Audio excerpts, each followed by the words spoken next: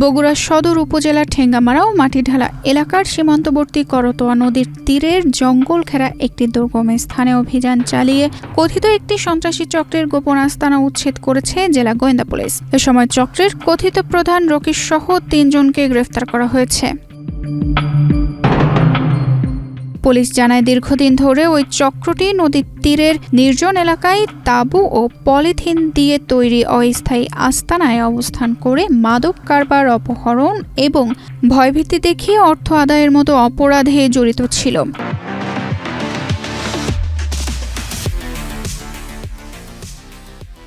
গোপন সংবাদের ভিত্তিতে পুলিশ সুপারের নির্দেশনায় ডিবি পুলিশ অভিযান চালালে রকি, রাকিব সহ ৩ জনকে আটক করা হয়। তবে অভিযানের সময় আরও ৫ থেকে ৭ জন সদস্য করতোয়া নদীর সাঁতরে পালিয়ে যায়।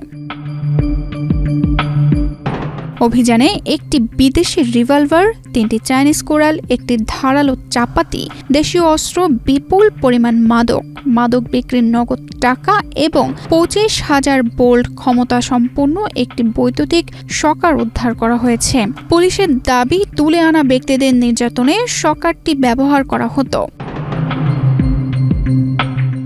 ডিবির ইনচার্জ ইন্সপেক্টর ইকবাল বাহার জানান, গ্রেফতার হওয়া রকি ও রাকিবের বিরুদ্ধে অস্ত্র, মাদক সহ একাধিক মামলা রয়েছে।